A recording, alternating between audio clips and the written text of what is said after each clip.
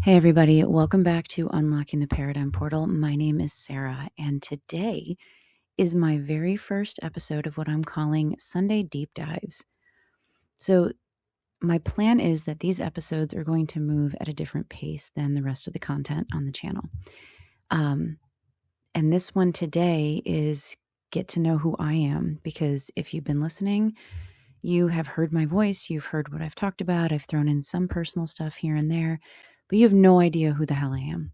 And as one of my goals in life is to create connection, I need to open up that door of vulnerability to you so that hopefully that allows you to feel more comfortable. So these Sunday deep dives are going to be slower and a bit more reflective and more expansive.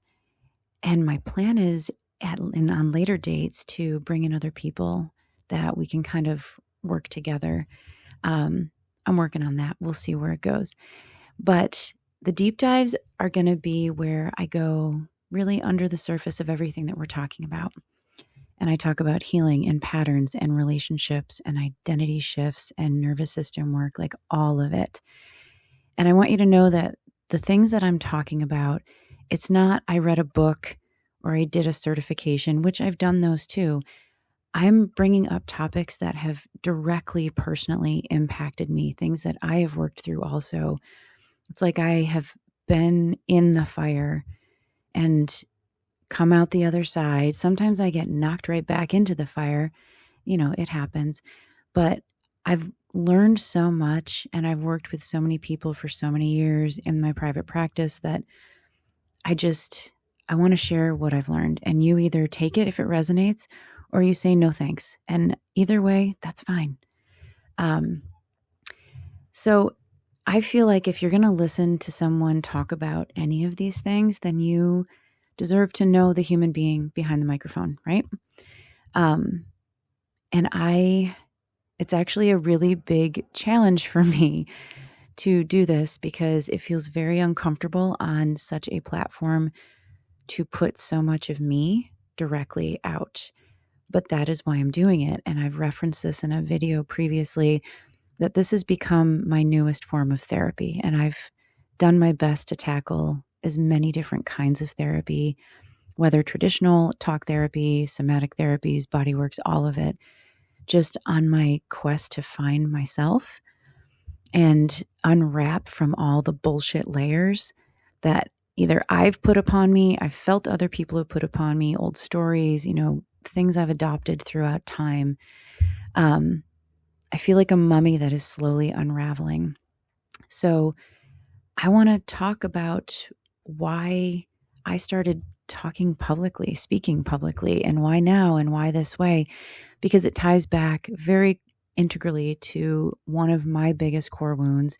And just as a side note, if you're into attachment styles, I am a recovering or healing fearful avoidant. And if you know much about that, it tends to be the most chaotic of the attachment styles. The old school version of it was disorganized. And that just to me sounds very messy. And yes, that attachment style is very messy, but fearful avoidant feels much more appropriate. And I did a lot of intensive deep dive work on my attachment style over the last few years. And it was amazing because where I had processed through so much stuff for so long with a variety of practitioners and therapists, the attachment work was what kind of put the pieces together. And all of a sudden I went, holy shit, it makes sense. And if you do a Google search of the core wounds that exist in a fearful avoidant, it's like all the main ones. There's like 21 predominant ones. I mean, there's an abundance of core wounds, but there's 21 major ones. And when I read through them, I was like, oh my God, I have literally every single one. And it felt like staring down a mountain, like my own personal Everest, which, side note, I'm obsessed with mountaineering. So I was staring at, actually, I'm not going to use Everest. K2 is my personal favorite. Staring at K2 being like, how the hell am I going to climb this? Well, what is that phrase that I find so dumb, but I have used it repeatedly? How do you eat an elephant one bite at a time? Please don't eat elephants. I don't condone that. But so I started just tackling one core wound at a time. And then that one would start to feel better. And then the next one would pop up, typically through interactions and things. And all of a sudden it felt like getting sucker punched in the gut. And I'm like, okay, that's where we're going next. So I started this podcast because the core wound that was coming up this past summer was the I am unheard wound. And I have literally spent most of my life feeling unheard. And I felt very much like I had a lot of things to say, a lot of really important, good things to say. And I felt like it got shut down. Or there were many times, and this is in adulthood too, where I would be communicating something that was really valuable and really profound at times, or vulnerable. That was a big one, vulnerable. And people that were in the conversation with me would literally start talking over me as I was mid-sentence, like I wasn't even existing. And I just would quiet down and be like, well, I guess nobody wants to hear it.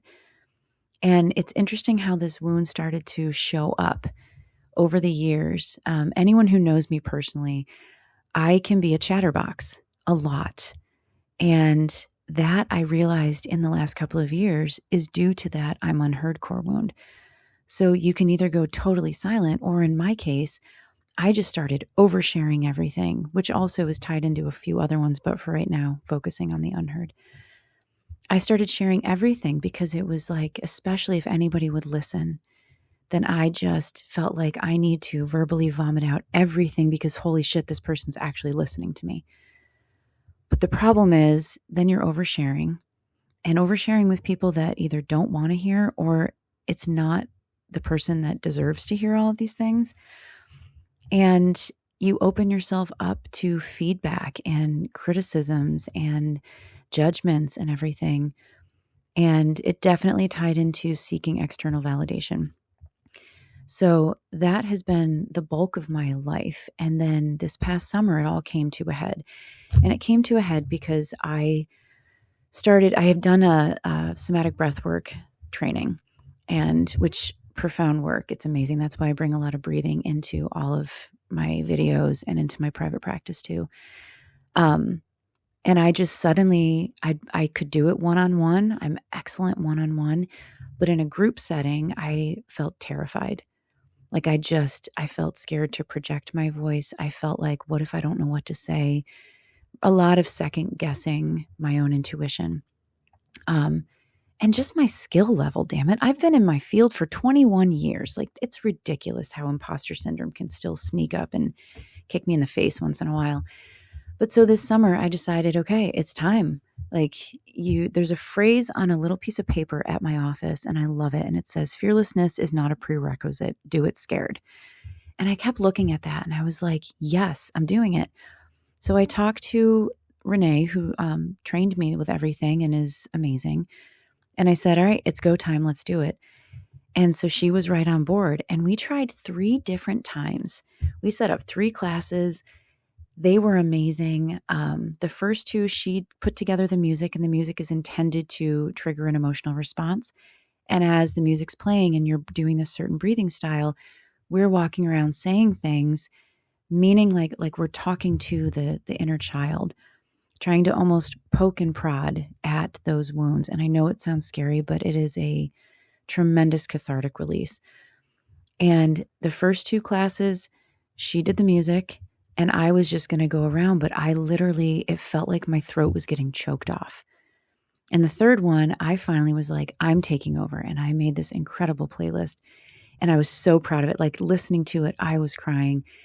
And Renee was taking a step back and like letting me take the lead. And as soon as it got started, I just remember literally feeling like someone had their hands around my throat, choking my voice off, and just looking at her wide-eyed because I could not get past this block. And bless her soul, because she just jumped right in and took over and saved me from just completely falling on my face. But I did feel like a complete epic failure. But I had to sit with that and figure out why. And it was just the fear of the unknown and the fear of what if I do it wrong? All the other core wounds were coming up. And I spent a lot of time this fall just processing that and thinking about it and noticing it. and noticing where I was oversharing, where I was refusing to open up to more vulnerability, and how easy it is for me one-on-one, but how difficult it is when I was with a group. And that had me thinking about, I've wanted to do a podcast for years, and I just got myself caught up in the logistics of it. I don't know how to do this. I don't know how to do that.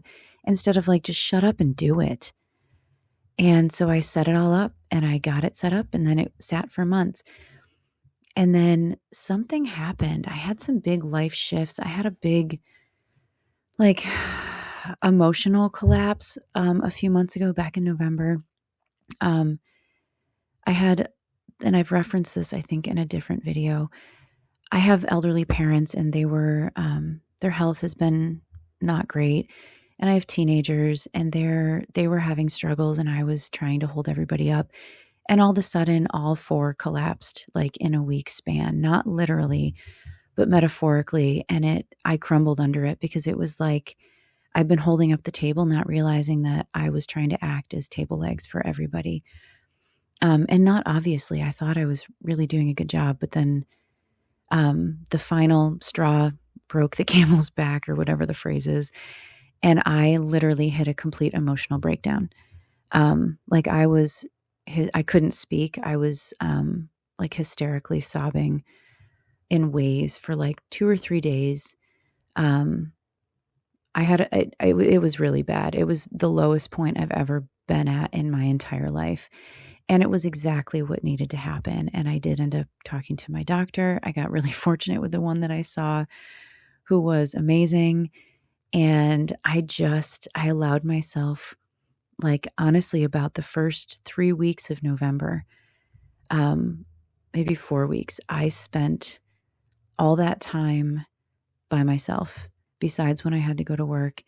And I wasn't being productive. I wasn't getting things done. And I was moving shortly after, and I'm like, I have to pack.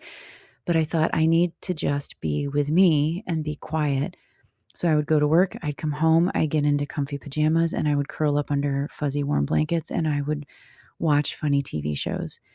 And it was the most intense period of self-soothing. And it was amazing. And in that time, I realized, I'm done waiting. I'm done tiptoeing. I'm done hiding from the world. I'm just done. So I opened up the podcast, and that's the first 4 episodes on here were the first 4, where I was borderline like peeing my pants, nervous. And I'm sitting at my kitchen counter. I was so cold from nerves. I had so many layers on, and then a bathrobe on top of it, and then a winter hat on top of that. And I'm just like hunched over the microphone, just being like, okay, you can do this. You can do this. You can do this. And it's not like anybody was around.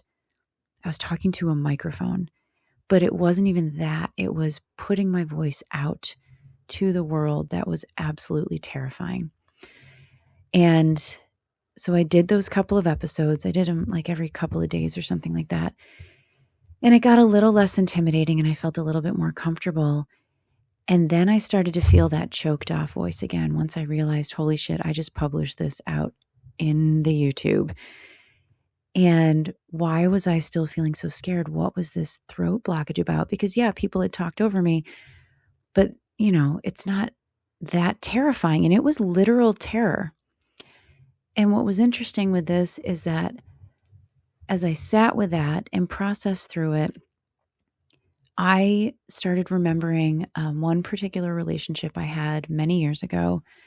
And I was a sweet little 18-year-old who was ready to go take on the world. And all I'd ever wanted was to get away from my hometown and everyone I knew, and just explore and find who I am, separate from my family's identity, and living in a small town, and all of the just everything that comes with it. And not that any of it had been bad. It just, I needed something different, which is really funny because I don't live far from my hometown anymore, but I had to go and explore in order to feel comfortable coming back. But so in that time of being this sweet, naive, innocent 18-year-old, I got entangled with someone that was unbelievably, terrifyingly toxic. And fortunately, it was only a short period of time. However, even short periods of time with someone who is abusive and toxic and destructive leave a massive imprint. And that is what I was realizing, because one of the phrases that he would say to me is, I can find you anywhere at any time. And that was particularly scary because if it was your average Joe, it wouldn't really be a big deal. However, this guy was in the military, he was in intelligence, and I couldn't know for certain if he actually had the ability to find me anywhere. And there was a lot of that kind of not so subtle threatening that was happening. And there's so much more with that led to a tremendous amount of stored trauma that has been coming up to process. And I will say happily that piece of garbage is in jail. And that makes me, honestly, finding that fact out was what, I don't know, it just, all of a sudden, it was like, why? I heard an old therapist voice of mine in my head saying, when are you going to stop letting him control you? And I was like, oh my God, that's what's happening. So karma's a bitch, or it's good if you do beautiful things and put beauty out into the world. But there is something validating about knowing that someone who, and it wasn't just me, there were many people that this happened, that he did this to, that I've heard about. It is really nice to see, not nice, it's validating to see when people who do bad things get what they have coming to them. And that alone, it was like the key that unlocked me. And all of a sudden, my confidence grew and my expansiveness grew and my power started coming back. And I had done so many practices to reclaim my power and keep taking it back, but it kept getting shut down. And that was what was doing it. This intense, bone deep, pervasive fear of, if I put myself out there, he will find me. And even if it's not him, it would open the door to other people like that. Well, guess what? Once you see it, you can't unsee it. So no, that's not what happened. That's not what will happen, because I've freaking risen into some glory and it feels absolutely amazing. So I got sitting down with this podcast and I started talking, and it felt good. It felt cathartic. It felt like it's been my therapy, and it allowed me to harness these incredible conversations, because I can't stand small talk. I can't stand putting on the bullshit conversation about things. I want to know people. I want to know who you are deep down. I want to know what you struggle with and what you feel proud of and what has you feeling really confident, what has you feeling really insecure, because that is what makes up all of us.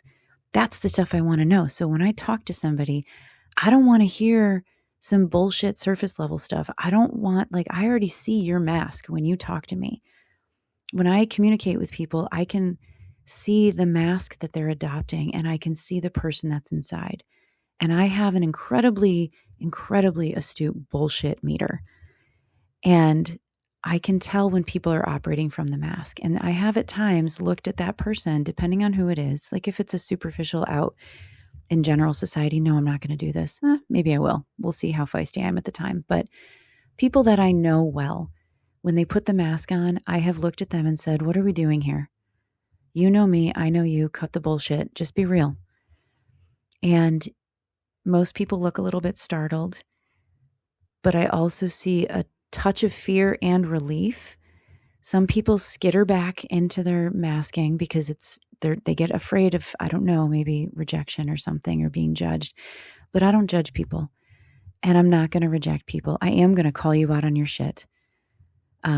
Lovingly, I have been called the nurturing sledgehammer. But that's what I, with all of the episodes that I'm doing, with all of the content, I want everyone to just be real. If you're having a hard time, you're having a hard time. Let me sit with you. That's why I started the series that's every Tuesday, Thursday, Saturday. I'm trying to remember. I have it all written down somewhere, called Light in the Dark, because I'm just going to sit there with you and shine a little light, and you just feel however you're feeling in that moment. And then the other episodes that I do Monday, Wednesday, Friday are like, all right, let's cut the shit. Let's take our power back. Let's start making things happen. And these Sunday deep dives are just going to be, let's just be real and authentic. And I will say, I have not done another group class because I realized I don't know that I want to do the group classes like that. It doesn't feel like a driving force anymore. I suspect, and I feel strongly, that setting up those 3 classes, and actually I did do a couple by myself, wasn't so much about getting into the rhythm of that. It was about unlocking my voice. And now I am excited to sit down and do these episodes. And I'm okay with fumbling over things. I will say there's a couple of times that I will pause and I have to go back and like start over again, because like I'll have, my mouth will start watering and I feel like I'm choking or something, or I fumble like super epically and I have to go back and then try to remember where I was in the first place. But it feels good. And the feedback I'm getting is awesome. And it makes me really happy to hear from other people, like getting fired up or expressing things that they're struggling with. Like, it's just beautiful. And God knows we need more community, like genuine, authentic community. And we just have been lacking that in so many ways. And, you know, all the technology and the internet and the AI and everything, yeah, this is how things progress. This is just societal progression. And it can create a tremendous amount of disconnect. Or you can use it and harness it to create connection. And that's what I decided to do. And I hope that's what you're feeling.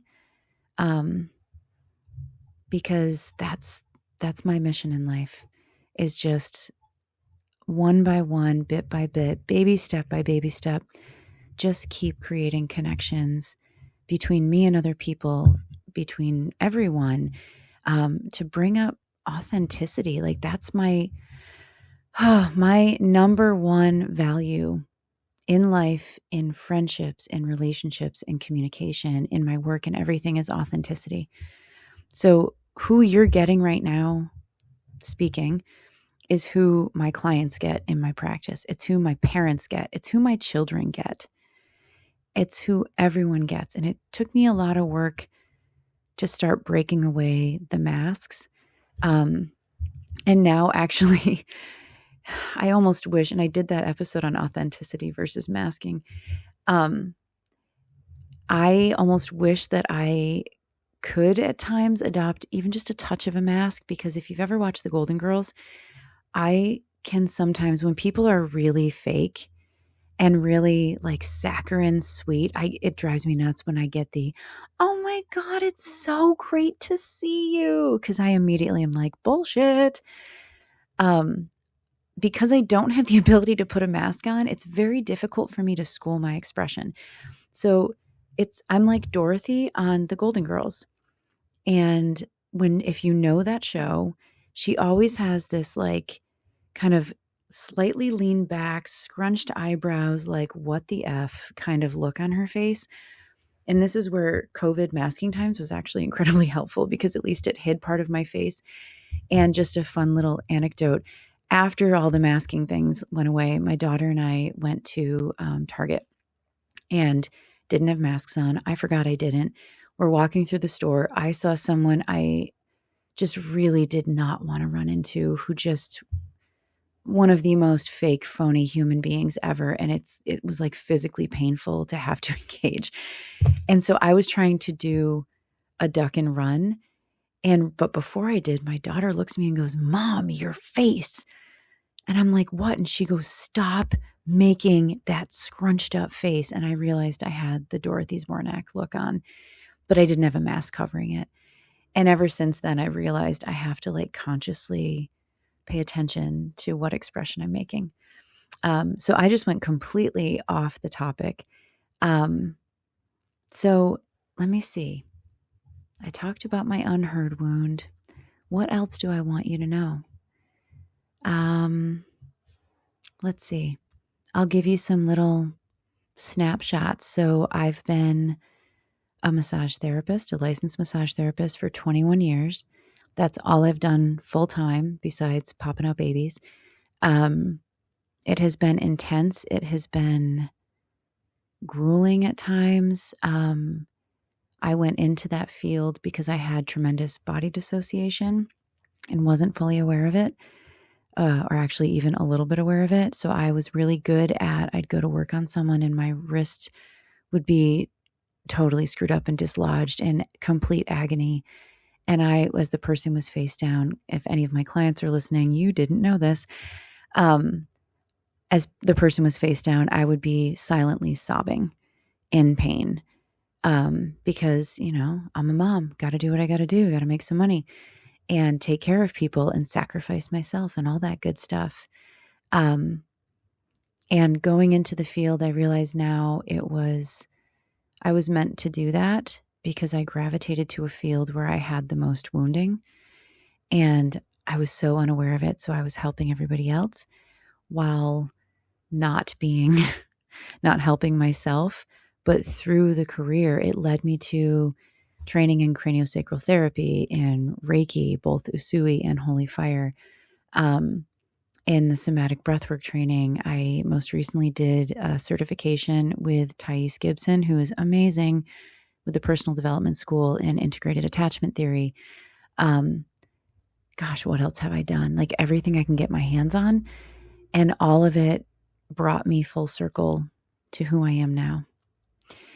So let's see, I've done all of that. So now I do a combination of everything. I kind of created my own little hybrid blend and it's amazing. And with the shifts that I've had, I am focusing very much on authenticity with myself and accountability with myself and with my clients.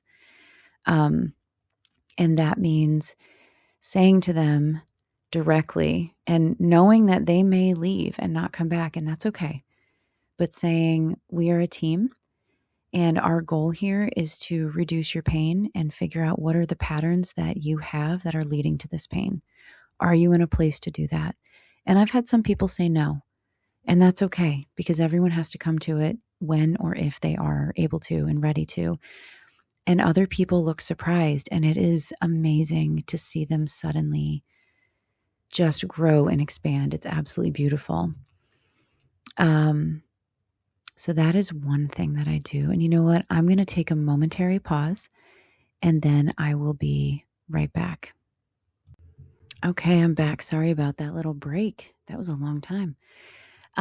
So other things about me for you to get to know me is I am a mom of 2 teenagers, which is interesting for sure. They are magical, amazing human beings that are forging their own paths. And I respect this hard because that is how I am too. And tackling their challenges and unraveling the bullshit in their teenage years. Like, how amazing is that? It is so, so cool to watch these kids just morph and grow and change and evolve and become such more emotionally intelligent and aware and communicative human beings than a lot of other people that I know. It is an absolute privilege and an honor. And don't get me wrong, I also at times want to just like scream. And there are times that I just have said, okay, I'm off duty. I cannot do this right now. And I will walk away. And the 3 of us have an understanding that actually my daughter uses the phrase, her social meter is maxed out. And that means she needs to step away. So we seem to have a pretty good understanding that everyone gets overwhelmed and all you have to do is communicate that you need to step away. And that's all right. And I went through a few years ago the same thing that I'm willing to bet a lot of parents. I'm going to specifically focus on moms because I don't know what dads' experiences are like. So actually, if there's any dads out there who have been going through that, I would really love to understand. anybody who has a different experience than I do, I want to hear your story because I'm very aware I only know what I know. And everyone, you can just grow and expand your own view of the world and everything by listening to other people and really practicing, I don't know, patience and curiosity. I love curiosity. That's my other number one thing. Authenticity and curiosity. Boom. There we go. But a few years ago, I also went through what I will call my midlife identity shift. And I was about 40, 41. And that was a crucial, pivotal moment when my kids were old enough that they didn't want to hang out with me. So they'd come home from school and I was all like ready to do the mom thing. And they would like disappear in their rooms. And I'd sit at the kitchen counter by myself, kind of sad and feeling a little bit abandoned and rejected. And then it took me a while. And then I went, oh my God, so what is happening is I get to have my things now? What? And this might sound crazy. I am fortunate in many ways with my co-parenting situation. Yes, it is very unfortunate and it has created a lot of turmoil and challenges for all of us, especially my kids, because I'm divorced. And that is a whole thing in and of itself. However, one of the glimmers in it is that because of co-parenting, and fortunately we have a really good co-parenting relationship, the time that my kids are with their dad, I get to have me time. And that was really uncomfortable for a while because I didn't know who I was besides my kid's mom. I mean, I had all my other things, but that was my focus. And let's talk about societal pressures on what it means to be a mom. You have to be doing everything. And if you're not, well, you're not good enough. Well, I say screw that, because all that's teaching our children is that parents need to sacrifice themselves 100% and the kids are the center of the universe. And then guess what? Those kids grow up and do the same thing. So at what point are we going to stop this generational pattern? So instead, it was a slow practice of saying, and I communicated these things. I didn't just do stuff. I would say to the kids, you are my primary focus right now. However, I also am a person. And I have things that I love and that I need and that I want and that make me happy. So I'm finding the balance. So we're going to work together on this. And it's been really cool to see the effect years later because both of my kids have developed an ability to really speak up for themselves, sometimes a little aggressively, sometimes just very assertively. And I feel like that was a crucial, pivotal moment for me. And then as a result of it being for me, for them. And that's, I mean, my job is not to hold on. And I watch so many parents that are just very emotionally destroyed by their kids getting older and growing up. And it is hard. And don't get me wrong, I've had my times of like sitting and crying and remembering and feeling regret and sadness for times lost. But at the same time, this is what we signed up for.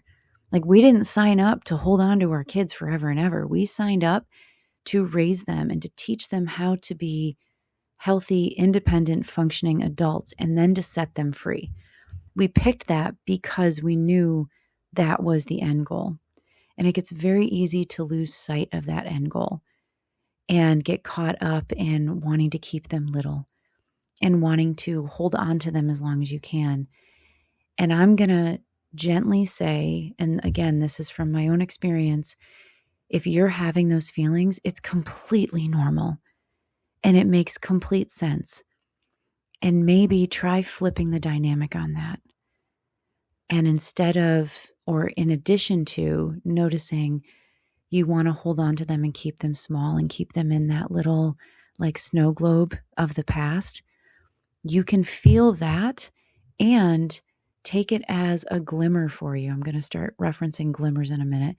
Take it as a glimmer that this is your opportunity to start slowly finding who are you now? Who are you at this point in life with all the experiences under your belt, all the life you've lived, all the hardships, all the successes, everything that has happened to you and for you? You are not the same person now that you were 5 years ago, that you were when you had that baby, that you were when you were a teenager? And have you allowed yourself the opportunity to explore who you are now? Just think about that, because I know I certainly really hadn't. And I tried doing things that I enjoyed when in my 20s. Yeah, that's not me anymore. And so I tried different things and I had to get out of my comfort zone, but I did it by thinking, what are things that light me up? And it started small. Like I said earlier, I have been obsessed with mountaineering forever. I have zero interest in mountaineering. I think they're absolutely batshit crazy. However, it's fascinating to me the psychology behind someone who feels the need to go to that kind of extreme, and who or what are they trying to prove themselves to? And I just love reading the stories. So like I said, I started getting obsessed with Everest. So I started such a good book, Into Thin Air by Jon Krakauer. Amazing book. I read it in like a 6-hour span because I couldn't go to sleep when people are dying on Everest. I was like, I can't put the book down. And I finished it at like 8 o'clock in the morning or something like that. Maybe it was longer than 6 hours. And then that led me to reading more about K2, because everybody's about Everest. K2 is intense. And if I'm remembering correctly, the book I loved was it The Thousand Summits? Something about the Thousand Summits, about the 2008 climbing disaster that was there. There's a documentary on YouTube about it too. There's probably a lot more, and so I just started reading books about it just to kind of be like, oh, this is something I'm intrigued by. And then I started noticing other things that I'm really into. Like, I've been obsessed with crystals because they're pretty and they're fun. And I like looking up the spiritual and metaphysical meanings behind them. And I feel energy off of them. And I'm drawn to certain ones and I'm repelled from other ones. So I just started collecting more and more and going to this really cool crystal shop that's about a half an hour away from me and acquiring them. And then that led me to doing a crystal healing practitioner training with Ashley, who owns the Love and Light School in Madison, Wisconsin, all online.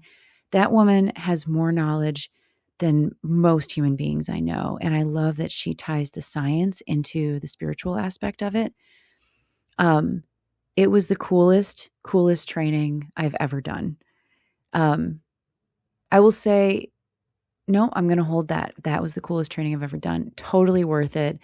Check her out. She's got a cool podcast too. Her shop is really cool. You can order. I've never been there in person. I've just ordered online, but more knowledge base about crystals than anyone. And it's amazing. So I started doing that. And then I realized when I was little, I had said, I really want to make jewelry. And I'd forgotten about that. And my mom mentioned it to me at one point. So on a whim, I was like, why am I avoiding this? I wanted to do it forever. And I signed up and I did a metalsmithing class with, I'm not going to say where it is because it's local. But Kelly was it was the greatest class I've ever taken. And it was terrifying because it brought up all of my perfectionism issues, which I didn't realize how strong they were until that moment. But here's the cool thing with metalsmithing. If you fuck up, you just melt it all down and you start all over again. How awesome is that? And if you screw up, you just kind of deviate course. I have so many pieces, like really intricate pendants that I've made. And maybe I'll find some of the pictures and I'll upload them. Really cool pendant that I made that I was grinding out this one little section of metal and my hand slipped and it just made a divot further down. But the shape of it, and I will post a picture with this, the shape of it is like a leaf. So then I'm like, well, wait a minute, I can just keep making divots in a little pattern. And then it literally, and then I started adding etching into it. And it became so much cooler than it would have been because I fucked up. And then I just ran with it. So then that led to me taking a lapidary arts training because I was into crystals. I was into metalsmithing. I didn't want to keep buying the cabochon stones, which if you don't know what a cabochon is, it's the like dome top flat, not always dome top, but flat back stone that you make the setting and then you set the stone into the setting. And I got sick of buying them from other people. And I'm like, I want to do this. So I went to my local gem and mineral society and I joined up with them and I did a lapidary arts training. And I met some really cool, it was honestly like all older guys, really cool older guys that had so much knowledge. And one of them was a lifelong jeweler, like fine jewelry. And as you can tell as I'm talking, I get so excited because one thing led to the next thing. And I started finding things that I felt passionate about.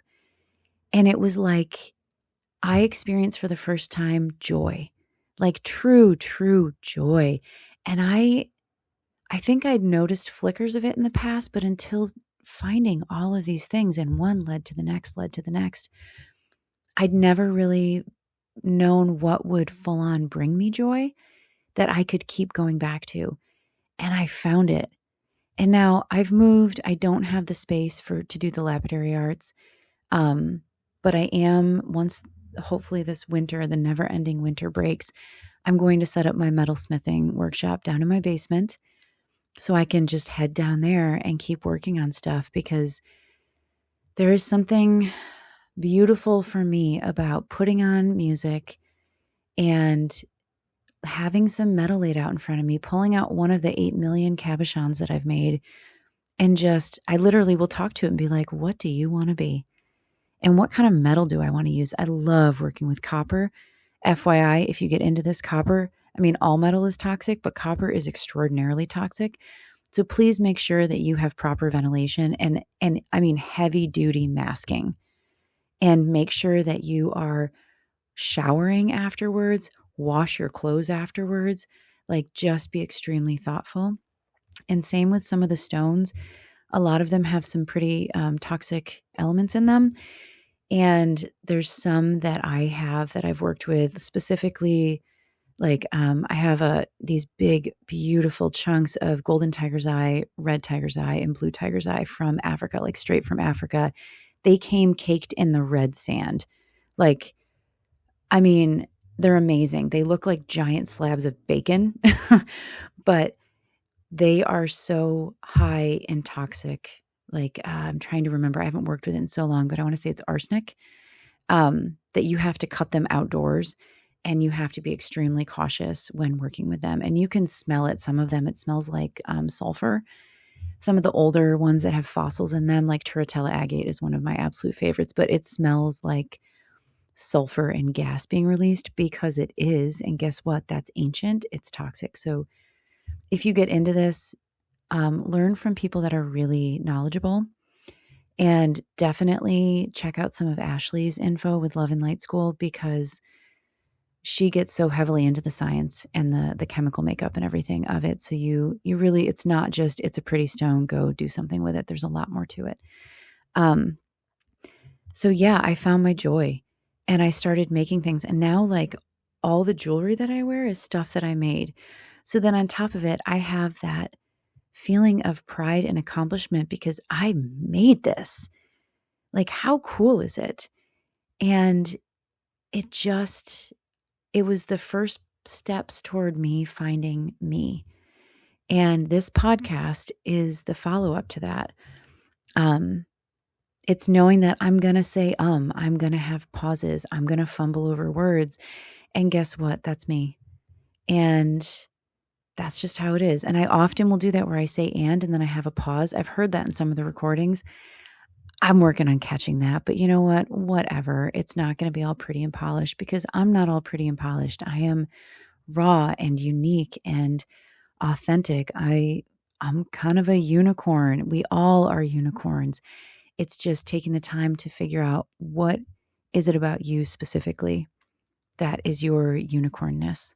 Man, that is making me think I'm going to do an episode on what are your unicorn qualities? Because you are someone beautiful and magical and special and powerful. And maybe you just haven't seen it yet. So my hope through these episodes is that you find some of the glimmers. And I talk about triggers a lot, and triggers bring up negative emotions. Glimmers bring up positive. They're those little moments that you have that awareness and recognition of, like, wow, I do that. That's pretty cool.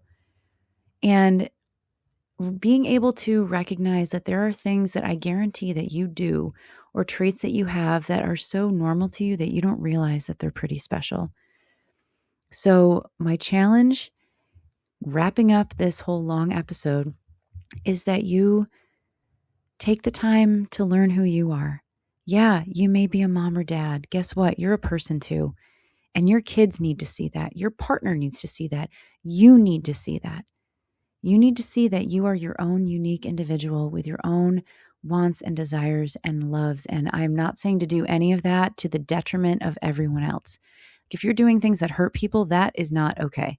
I will shut that shit down hard. But you are allowed to explore who are you. You are allowed to say, I need to just be quiet for a little bit. I need some space. This is what I need in this moment. To your kids, to your friends, to your family. And most importantly, set some boundaries. Boundaries are an incredible thing. They are necessary. I'll do more episodes on boundaries specifically. They are how you show people that they are allowed to treat you and to be involved in your life and to love you or care for you. And you decide what they are.